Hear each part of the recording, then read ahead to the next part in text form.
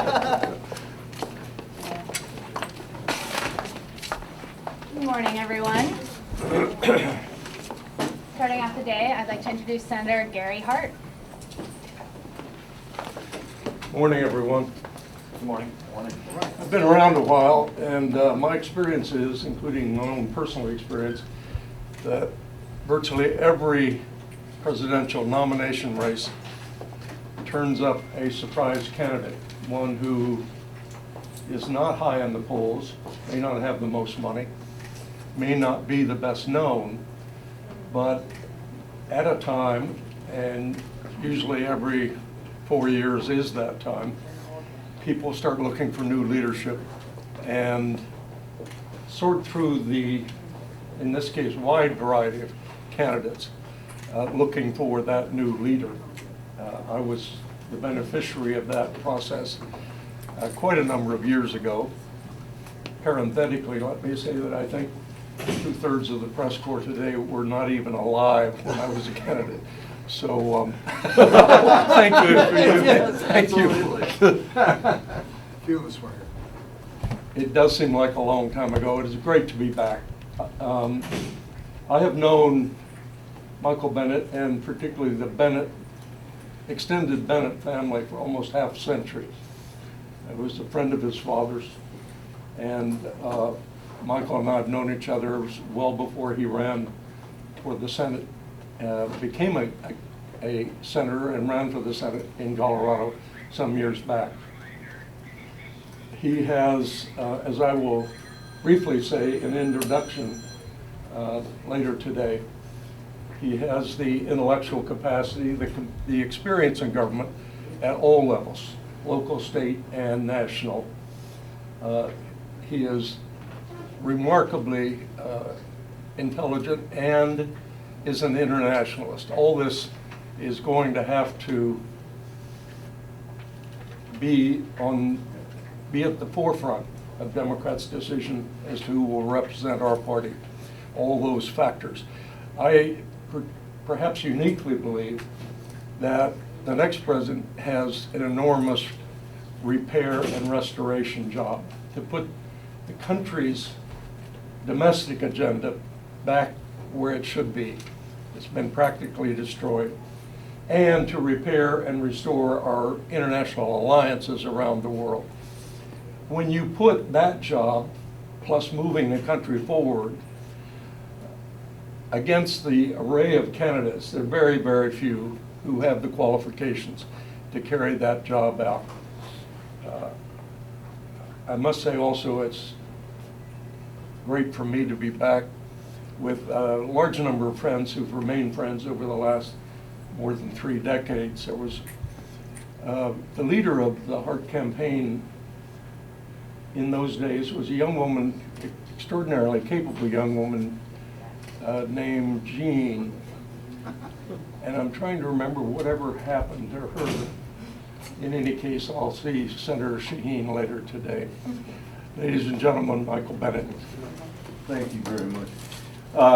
It is a great privilege to be here today with Senator Hart and to have his endorsement for President of the United States, and I deeply appreciate it. We have known each other about a quarter of a century now, and for those of you that were here covering him when he was running, it is a reminder to me of the extraordinary leadership that he has provided our country over many, many decades.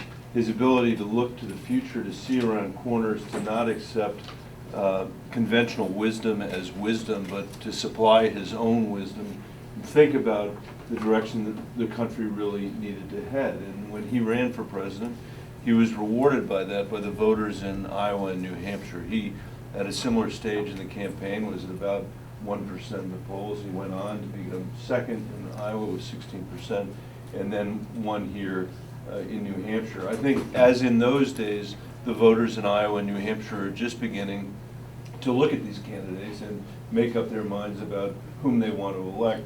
I believe strongly, and this Gary Hart and I share this coming from the swing state of Colorado, I believe we need to present an agenda to the American people that's going to unify the American people around the cause of their children and America's place in the world in the 21st century. We have to be able to win these races in purple states and even some red states in this country, and that can't be an afterthought if we want to not just win the presidency, but win a majority in the Senate, which I think is so vital to moving this country forward and overcoming the blockade of our exercise in self-government that Mitch McConnell and the Freedom Caucus and Donald Trump have been such an important part of over the last 10 years. That's why I'm running for president, and that's why I'm so honored to have Senator Hart's support. I hope that I am as fortunate as he was, but I know he never left anything to chance. It's just about putting one foot in front of the other in living room after living room and storefront after storefront in these early states where people take incredibly seriously the responsibility they have to make sure that we nominate somebody who can beat Donald Trump, can unify the country, and allow us to begin to govern again in this country. For the 10 years that I've been in the Senate, there hasn't been much in the way of governance. When I tell Gary about what we've done over the course of a given week compared to what they used to get done, it's almost laughable what we're doing there. We've become a factory that just approves judges day after day after day, rather than considering the domestic and national security dimensions that we need to consider as a country going forward. So it is a great joy for me to be here today with my fellow Coloradan, Gary Hart. This is a great shot in the arm for our campaign, and I can't tell you, Gary, how much I appreciate you taking the trouble to be here. With that, I'd be happy to take any questions, and Senator Hart is here to answer whatever questions you might have for him. Maybe I'll get out of the way so you can. Come He's here. the candidate. No, come here. Come back, Senator Hart. Come back. Senator Hart, how's the party changed in the last 30, how's the party changed in the last 30 to 35 years? Are you concerned about the fact that perhaps some candidates, perhaps not the Senate, have gone too far to the left? How much time do we have? As much as you want. Basically, no. I don't think the Democratic Party, at its core, that is to say the people that care about the party and its agenda day after day, week after week, year after year, have changed all that much. We are a coalition party since Franklin Roosevelt, thank God, and remain so, which means that you're going to have a much wider variety of philosophies and concerns and issues than the Republicans ever will. A consensus party such as the Republican Party has been and is now almost lockstep, as demonstrated by their representatives in the Senate and elsewhere, just follows orders. But President Trump is destroying the Republican Party, at least the traditional one. They used to be not only for tax cuts, but for balanced budgets. There was even a time, not too long ago, where Republican presidents and candidates supported environmental cleanup. They've abandoned that. There is no independence on the part of Senate Republicans, and that's extraordinary. But basically, to your question, I think the broad base of the Democratic Party remains pretty much what it has always been. And it's been a pretty wide net that permitted and encouraged a lot of different philosophies to join in. So the Republican mantra over the last 20 years has been that the Democratic Party has moved far left, and a few in your industry have bought the equivalence notion that while Republicans have gone far right, Democrats have gone far left. You can't find that in the 8 years of Bill Clinton or the 8 years of Barack Obama. If anything, they disappointed people on the far left for not being more extreme than they were. But they were mainstream presidents and not far left. But we in the Democratic Party welcome new ideas, new approaches, and that includes economic shakeups. Senator Hart, you served alongside Joe Biden for 12 years. You opposed the Iraq War. He voted for it. Could you speak to why Joe Biden's premise is that he would reintroduce the country to the World Rebuilder Alliances? Could you explain why you think Senator Bennet would do a better job of that than Vice President Biden? Being of a certain age and therefore hard of hearing, I missed a good question. Well, Joe Biden has said that he, I'm saying, having served with Joe Biden, having disagreed with him on the Iraq War, why do you think Senator Bennet is a better position to rebuild the country than he is? well, I've always, first of all, Joe Biden's a friend of mine. I served 12 years in the Senate with him. I know him very, very well. And I have extraordinary respect for him. And as I've said to him personally, as much for how he has managed tragedy in his own life as how he has represented himself in public office. And so the fact of my support for Michael is in no way a derogation of that friendship. I have long believed in what I think you could shorthand as generational politics. That is to say, old orders age and people began to look for new leadership. That was my experience. I was running against a former vice president in New Hampshire and elsewhere. And despite some stories that my campaign, quote, peaked in New Hampshire, it did not. I went on to win 25 caucuses and primaries, including the last biggest state in the Union, overwhelmingly California. So it was a 50-state campaign. But people at that time, those years ago, were looking for new leadership. And I think they are doing that today. Senator, go ahead. Yes. Senator Hart, just wanted to just address the situation here in the room as far as your campaign and just the Me Too movement. Just curious, as far as the Me Too movement is concerned, what are your thoughts on it and how it has affected the Democrat Party and your campaign? Need your help. in the past? Yeah, go ahead. I think that I think it's affected the entire Democratic Party, affected the country in ways that are profound and good, and that's incredibly helpful. Senator Yes. Hart, Walter Shapiro from the New Republic, who covered you back in '84. How discouraging was it 6 months before the '84 New Hampshire primary when people said, oh, you don't have a chance, you're at 1%, 2% in the polls, why don't you give up? If it's going to be a race, it's going to be between Mondale and John Glenn. Yes. How do you deal with this kind of discouragement? With fortitude. No, I've often said, and will say again, seeking the presidency of the United States is one of the most difficult projects any human being, man or woman, can undertake. It takes more physical, mental, spiritual determination than almost any other project anyone can undertake. And if you don't have that, you shouldn't be in the race. Michael has that fortitude. The polls, by and large, it must be said, right now are name recognition. And the vast majority of the Democratic Party nationwide are still making up their minds who they support. There is no one in this race.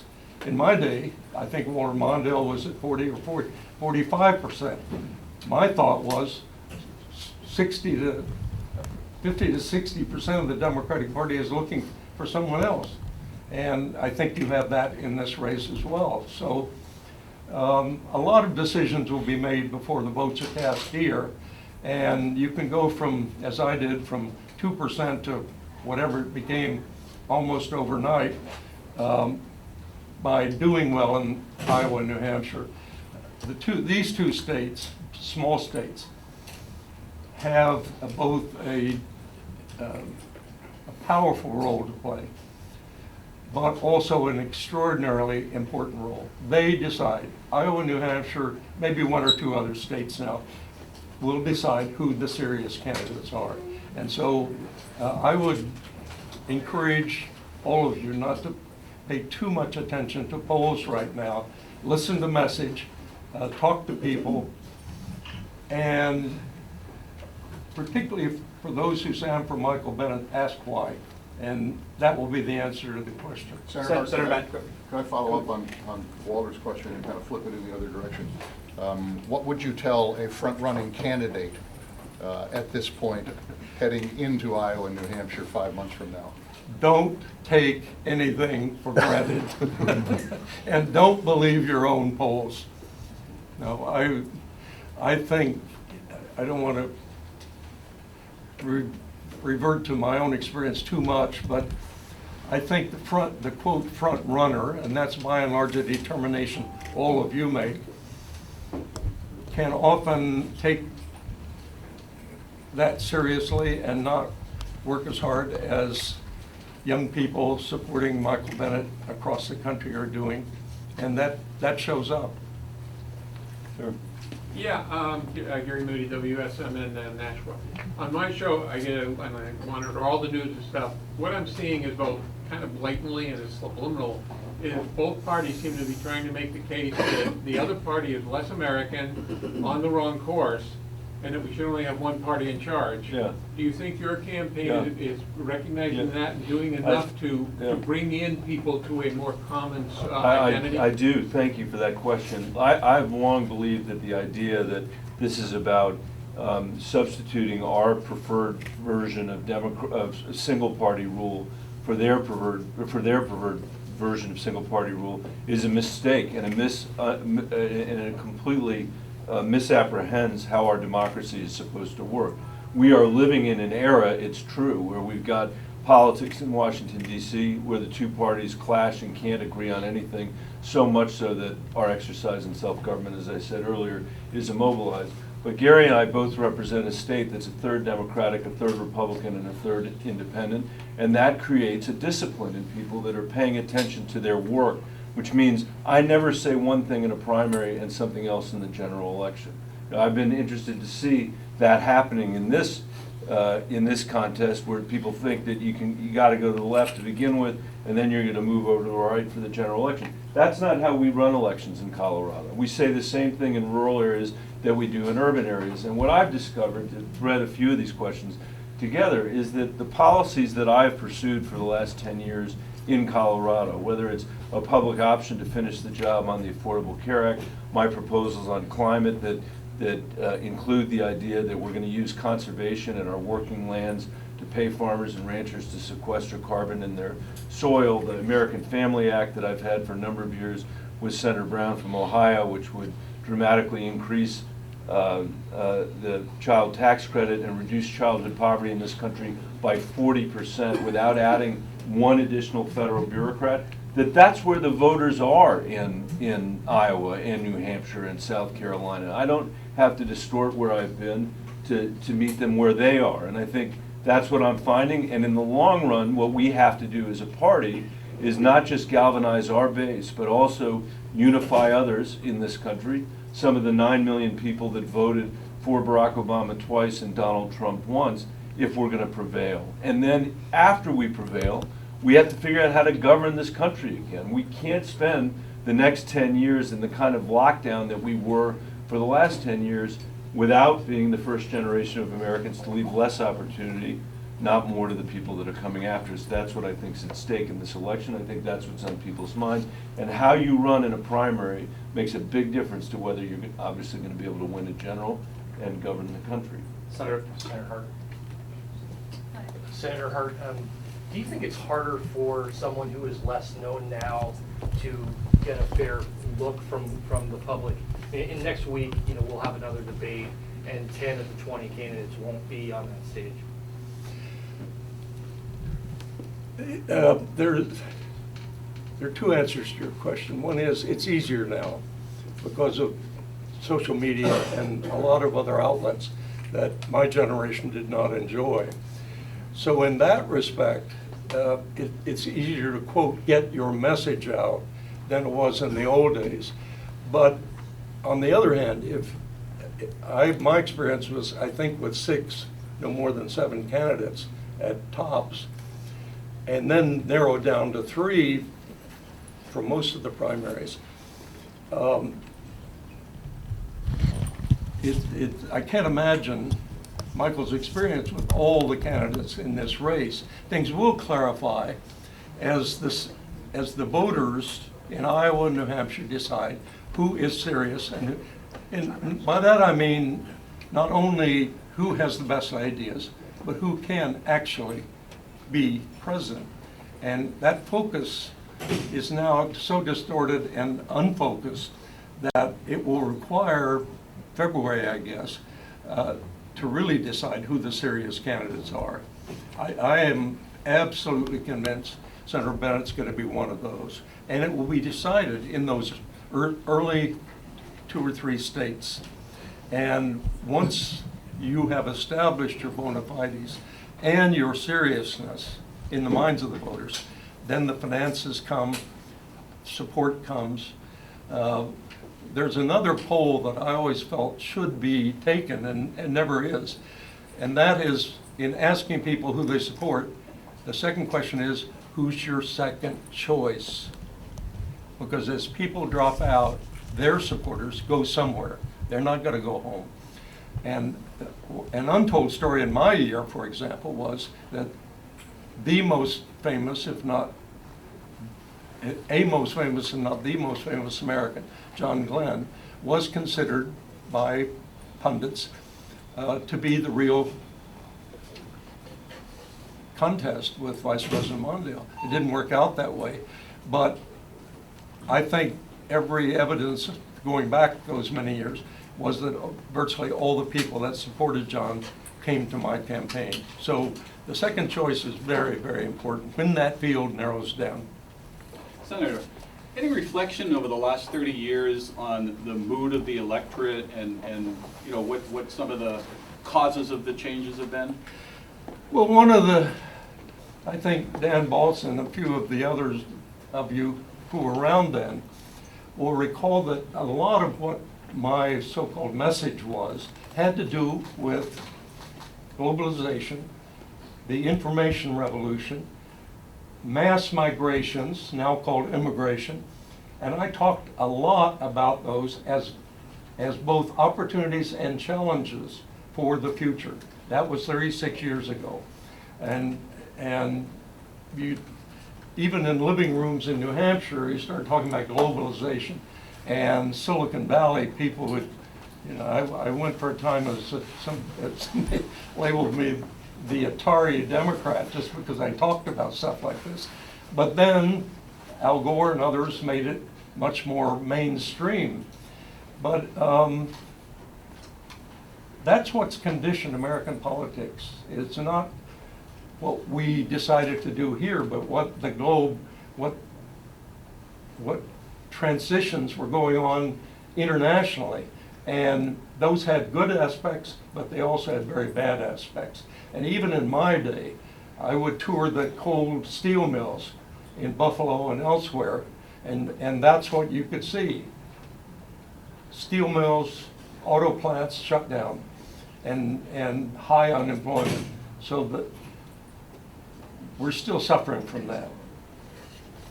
Is there anybody else? One last question. One last. One or two. Oh, one last. Sorry. Okay. Do you see any parallels between when, like, in terms of like holdover support for someone like, say, Senator Sanders from the '84 primary to the '88 primary, and how that could maybe shift for a candidate who's in now, like Senator Bennet? Did you hear that? He said from '84 to '88, holdover support for a candidate like Bernie Sanders. You know, it's one of the interesting aspects of presidential campaigns, maybe statewide also. I wouldn't say cults form, but strong supporters form, and they coalesce and they stay together. I mentioned earlier that I've been fortunate to have an awful lot of talented young people here in this state. That was 36 years ago. They've remained friends for almost 4 decades. So there is some social cohesion that campaigns bring about, and sometimes that becomes a cult of personality, sometimes not. It depends on the nature of the candidate. I don't think it's necessarily bad, but it does mean if you're part of that, you put on blinders and you don't listen to anybody else. Right, well, that's what I was asking is, could you see them, migrating in the way that your supporters may have in '88? Back in the 80s? Yeah. Well, I'm trying to think. Jesse Jackson was one of the finalists, and there was I forgot what Jesse called his movement. Anyway. Rainbow Coalition. Yeah, yes. And those were very strongly adhering people to each other, and they brought civil rights to the forefront. Helped. Hey, Senator, a quick question for you. I talked to Sue Casey, who helped run your campaign back in '84, and she mentioned that she was kind of sad to see a shift President Trump, Senator Bernie Sanders. I wonder if you can reflect on how that changes the dynamic of the presidential primary. It's an interesting question. I don't have an answer. I would love to have, months before the New Hampshire primary or Iowa, I addressed 10 or 12,000 people. I don't quite know how it's working now. I think you can attribute that in large part to the social media. You can reach many, many more people with the cell phone or whatever device you have than we could back in those days. But what I recall about Iowa, New Hampshire, before the breakthrough in New Hampshire was what Michael's been doing, and that is people's living rooms and small classrooms, small groups, and that's where that's required. I would just say that our meetings are getting bigger, not smaller, in Iowa and in New Hampshire, which I think is a sign of that we're making progress. And I wanted to just say a word about the polling. Senator Hart talked about the second choice polling. We had one not that long ago in New Hampshire that did ask that question about second choice, and we were sixth, I think, in that poll.